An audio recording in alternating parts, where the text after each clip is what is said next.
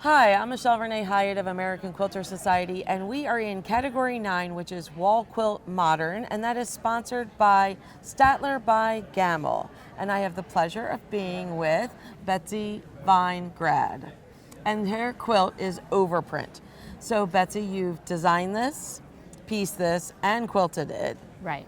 And so tell me a little bit about the inspiration of this design. Okay. I took a class with Jenny Haynes, whose Instagram handle is PapperSex10, and she has templates that are Drunkard's Path templates in different sizes, and she teaches this method called twice cut Drunkard's Path, where you make two of everything and then cut them apart and sew them back together again with inserts of them. And so I sort of took that idea from her workshop and made my own.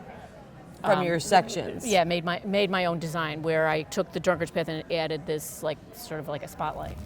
And so you made this piece, cut out a section, and then using freezer paper, you I figured out how to insert. Right, and the method that she uses is she would have made two exactly the same, but there's a lot of waste, so I didn't want to waste a lot, so I did figure out how to make it so I didn't have to make the whole piece of the insert.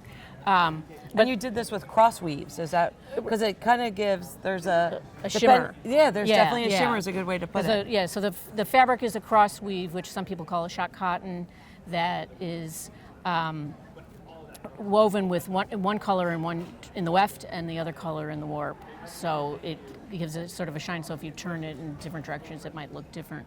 But this was a challenge from the Modern Quilt Guild for QuiltCon in 2024 that there was a palette of fabrics that was picked by the keynote speaker that year. You had to use certain they colors. Had to use at least 4 of the 6 colors. And when I saw the colors, I realized that it would make a good transparency because of the way that there were 2 shades of blue and 2 shades of pink, and it made it so that it would make a really good transparency. And that was it was in the middle of doing a lot of transparency type quilts. Work, yeah. It's fabulous. And then you took that cross hatching almost to another level with your quilting, and you quilted this on a stationary machine. And with a ruler. Yes. And I quilted it with a bright green thread going in one direction and a light aqua going in the other direction to mimic the cross weave of the fabric. And starting with, this is a bit of a larger quilt. How did you end on a stationary? How did you go about figuring out where to start quilting? Because I think sometimes people are a little overwhelmed and they're like, there's no way I can do this on a stationary machine. Well, what I basically did is I did either side of the middle, a 1/4 inch on either side of the middle, drew a line with a Hera marker. I'm really afraid of any kind of other kind of marking system. And it's actually, that is the hardest part, is getting the first 2 or 4 lines straight, and there's a lot of ripping out. And then once I get those straight, I'm using a ruler, so the ruler, I'm going a 1/2 inch out, a 1/2 inch out, a 1/2 inch out. And generally I would do probably 2 inches out and keep going, because if you get to the point where you want to stop, you can stop it at inch apart instead of a 1/2 inch apart if you decide to I'm change done. your mind. I'm done. Yes. But so I usually do, an inch first. It maybe 2 inches, an inch, and then an inch, and then 1, and then a 1/2 inch, and then see what happens. That probably helps with your quilting too. Yeah, it also, and I think that doing a cross hatching also makes the quilt more stable, and it lays flat because there's not a lot of distortion. Well, you did an excellent job. You took 2nd place.